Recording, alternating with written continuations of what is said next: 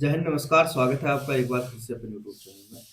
देखिए, आज की वीडियो के माध्यम से बात करने वाले हैं कि सीआईएसएफ में एक अच्छी पोस्ट निकली हुई है और वैकेंसी कितनी है और क्या सिलेक्शन प्रोसेस रहने वाला है, इसका कौन कौन इसमें आवेदन कर सकता है। ठीक है, कब से इसके आवेदन शुरू होंगे और एज लिमिट क्या है, क्वालिफिकेशन वगैरह क्या है, तो संपूर्ण जानकारी मैं इस वीडियो के माध्यम से आप लोगों को देने वाला हूँ।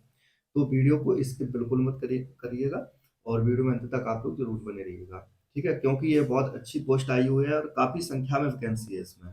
ठीक है, तो इसको आप लोगों को अप्लाई करना बिल्कुल जरूरी है।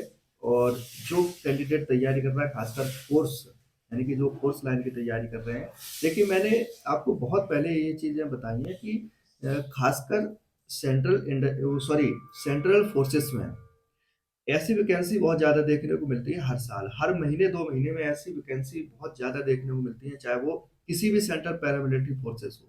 ठीक है? तो ये जो वीडियो रहेगी आपकी और ये जो वैकेंसी आई हुई है, ये सीआईएसएफ में निकली है और वो पोस्ट कौन-कौन सी है, वो 2 पोस्ट के लिए निकली हुई है वैकेंसी। सबसे पहला है कांस्टेबल ड्राइवर और दूसरा है यानी कि कम पंप ऑपरेटर। ठीक है? और ड्राइवर फॉर फायर सर्विस यानी कि फायर सर्विस की भी है और दोनों पोस्ट जो है वो ड्राइवर के लिए निकली हुई हैं। ठीक है? ये एक कांस्टेबल ड्राइवर की अलग से वैकेंसी है और फायर सर्विस में जो है वो ड्राइवर के लिए अलग वैकेंसी है। इसके जो आवेदन होने वाले हैं, तो आवेदन जो होंगे वो 3/2/2025 से 4/3/2025 तक आप लोगों के आवेदन शुरू होने हैं। ठीक है, यानी कि 3 तारीख से 3 फरवरी से आवेदन प्रक्रिया शुरू हो जाएगी। देखिए, इसका फुल जो नोटिफिकेशन है वो मैंने अपने टेलीग्राम चैनल पर दिया हुआ है। तो आप लोग कम्युनिटी में जाना, मेरी तो कम्युनिटी में मैंने पोस्ट भी किया हुआ है, तो वहाँ पे टेलीग्राम की लिंक है। तो आप लोग टेलीग्राम चैनल ज्वाइन कर लेना, वहाँ पे आपको फुल पीडीएफ इसके नोटिफिकेशन की मिल जाएगी। ठीक है, तो उसको आप लोग और अच्छे से पढ़ लीजिएगा।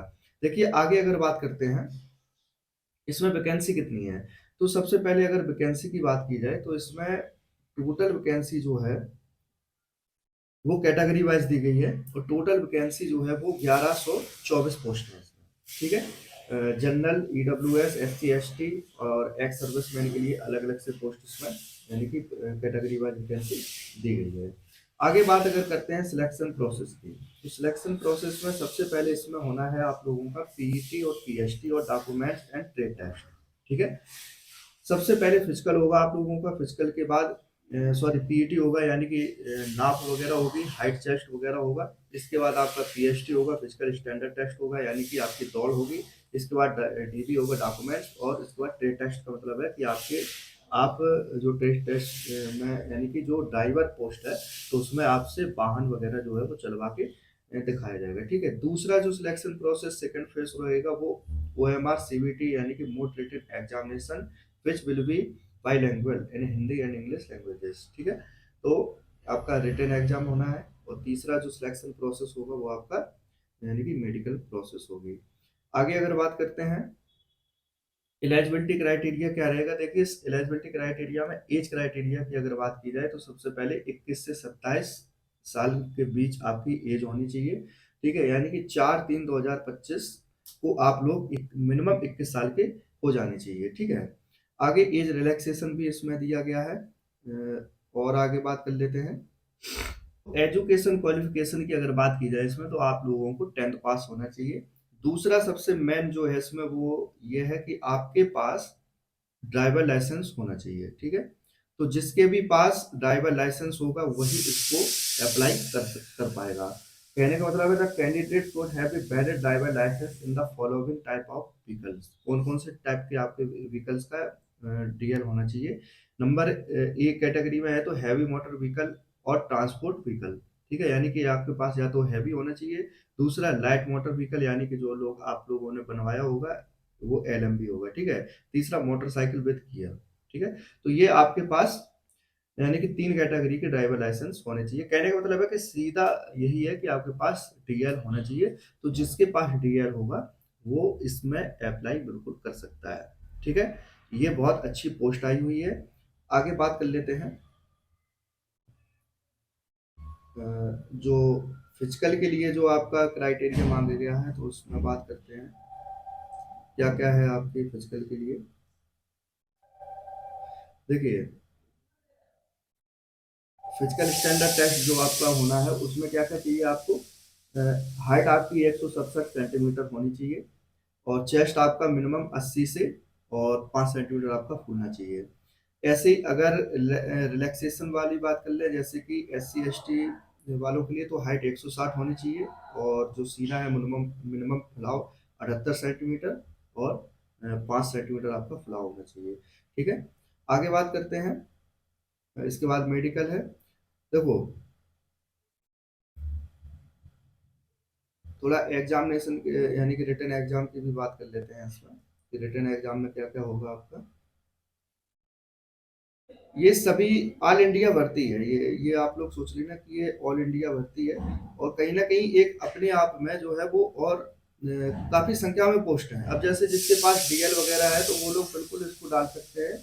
ऐसा नहीं है कि 10-20 पोस्ट हो, बिल्कुल नहीं है, 11 से 24 पोस्ट काफी होती है। ठीक है, अगर इसकी दौड़ की बात की जाए तो 800 मीटर 3 मिनट 15 सेकंड में आप लोगों की 800 मीटर दौड़ होनी चाहिए। ठीक है, लॉन्ग जंप है 11 फीट है, 3 चांस है। हाई जंप है 3 फीट है, 6 चांस है इसमें। ठीक है, आगे रिटन एग्जामिनेशन की बात की जाए तो रिटन में आपको बता देता हूँ। तो रिटन से पहले आपका ट्रेड टेस्ट होना है। तो ट्रेड टेस्ट में क्या क्या चाहिए आपका। देखो, ड्राइविंग टेस्ट होगा फॉर लाइट व्हीकल के लिए, तो टोटल 50 मार्क का होना है। उसमें क्वालिफाइंग मार्क है वो 25 है। ठीक है, driving test for heavy vehicle के लिए अगर है तो उसका भी 50 मार्क है, और क्वालिफाइंग मार्क उसमें 25 नंबर है। ठीक है, इसके बाद तीसरा कैटेगरी में है प्रैक्टिकल नॉलेज और मोटर, यानी कि machines and ability to to carry out minor repair of vehicle, यानी कि आपका क्या है कि आपको जो व्हीकल वगैरह है जो भी वहां पे चलाने को मिलेगा तो उसकी जानकारी होनी चाहिए, और आपको उसका खोलना जोड़ना कैसे क्या होता है, मतलब उसके वाहन के बारे में जानकारी होनी चाहिए। ये भी 30 नंबर का है, और क्वालिफाइंग मार्क इसमें 15 नंबर है। आगे अगर रिटन एग्जाम की बात करें तो रिटन एग्जाम में आप लोगों के जो सब्जेक्ट हैं वो 5 सब्जेक्ट हैं। पार्ट ए में जनरल नॉलेज आएगी 20 नंबर की, और 20 नंबर में आएगा, और मैक्सिमम मार्क यानी कि 20 क्वेश्चन आएंगे और 20 नंबर का रहेगा। पार्ट बी में नॉलेज ऑफ एलिमेंट्री मैथमेटिक्स, यानी कि आपका अर्थमेटिक जो आएगा वो भी 20 नंबर का आएगा, और 20 क्वेश्चन इसमें होंगे। तीसरा है मेंटल एप्टीट्यूड, यानी कि वही जो रीजनिंग वगैरह रहेगी आपकी, वो भी 20 नंबर का रहेगा, और 20 क्वेश्चन इसमें रहने वाले हैं। ठीक है, इसके बाद आपका पार्ट डी में जो रहेगा वो ability to observe and distinguish, ये जो आपका ट्रेड टेस्ट हो गए और उससे रिलेटेड क्वेश्चन आएंगे, यानी कि जो व्हीकल्स वगैरह होंगे और जो आपके पास अ, उससे रिलेटेड कुछ क्वेश्चन आएंगे तो वो भी 20 नंबर के होंगे, और 20 क्वेश्चन इसमें आने वाले हैं।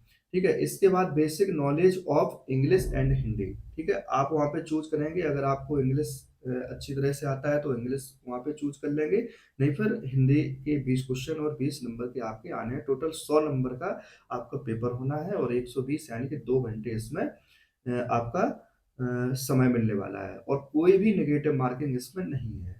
ठीक है, तो ये जो सारी सारी जो प्रोसेस है वो मैंने आप लोगों को बताई। तो क्या एज है इसमें, क्या क्वालिफिकेशन मांगा गया है, और क्या रिटन एग्जामिनेशन है, टेट टेस्ट वगैरह क्या है, ये सारी सारी चीजें मैंने आप लोगों को इस वीडियो के माध्यम से बताया है। ठीक है, देखिए इसका पूरा जो नोटिफिकेशन है वो मेरे टेलीग्राम पे उपलब्ध है। आप लोग वहां से उसको लिंक के द्वारा डाउनलोड मतलब ज्वाइन कर लेना, और वहां से आप लोग PDF डाउनलोड करके देख सकते हैं।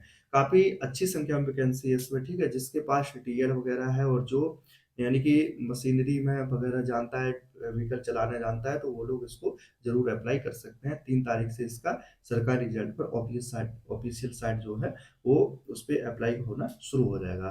तो कैसी लगी आपको वीडियो, तो कमेंट में आप लोग जरूर बताना, और वीडियो को शेयर जरूर करना। ठीक है, मिलते हैं अगली वीडियो में, तब तक आप लोग अपना ख्याल रखिएगा, बढ़िया से अपना तैयारी करना सभी के लिए, चाहे वो पैरामिलिट्री फोर्सेस हो, चाहे किसी भी मतलब उसके लिए हो, अपनी तैयारी जरूर करते रहना। मिलते हैं अगली वीडियो में, अपना ख्याल रखिएगा।